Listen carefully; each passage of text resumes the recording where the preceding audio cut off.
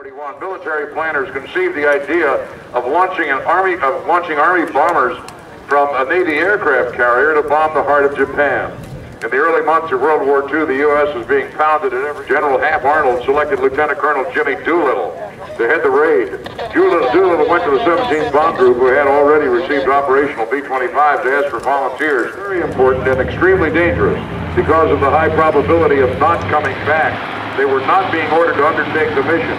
Instead, he asked for volunteers, and every man in the room stood and volunteered. Let's watch this beautiful B-25 take off.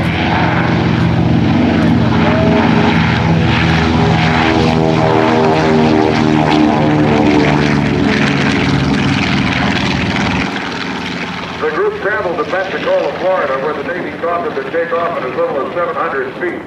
On the deck of the U.S. Navy carrier Hornet, steaming at full speed into the wind, they'd have only one chance to get off at as little as 467 feet. The aircraft were modified to carry after their sneak attack on Pearl Harbor.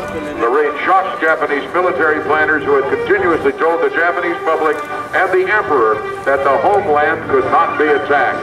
And if you can imagine, two little freighters coming in low over the trees and looking at their targets. The military targets, not really that important, just the fact that they could make it and they could pull off this bombing raid. Let's watch.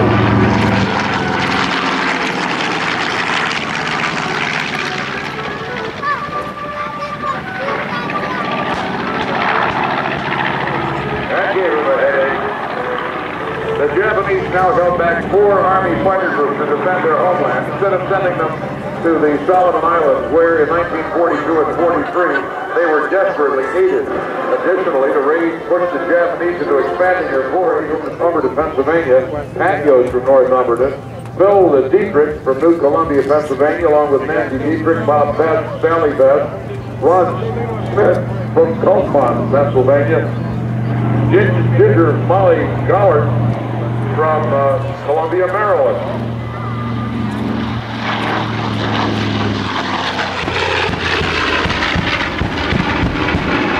Gives you a pretty good look at the Bombay as the B-25 pulls up and away. Also, Jason Yancey from Clarksburg, Maryland, Amanda House from Baltimore, and Judy Galloway from Dayton, Ohio.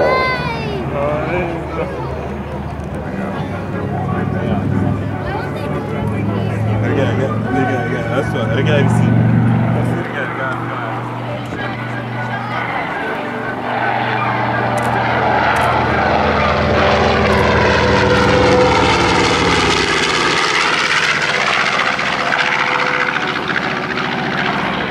Combat aircraft. Bugs, mosquitoes and like that. This was restored by Tom Riley in Kissimmee, Florida in 1986. Original World War II condition. And painted in the color that served with the 396th Bomb Squadron, 41st Bomb Group, 7th Air Force, stationed as he makes his turn. And take a picture of this beautiful airplane as he then will be hanging the rollers out and landing it.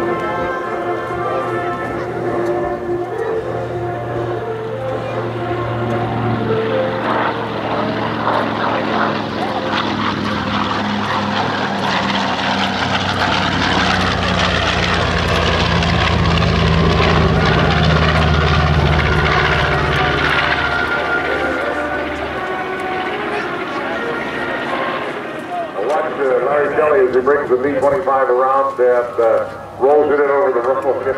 There, my friends, is a Navy approach, a carrier approach, as he brings it in over the runway. You know, they finally ran that story. They ran an episode of JAG again, and it had the harm landing this C-130 on the carrier. Admiral Flantley did that many, many years ago. Jimmy Flantley, as a lieutenant with not much sense, actually did that, landed a C-130 aboard a carrier.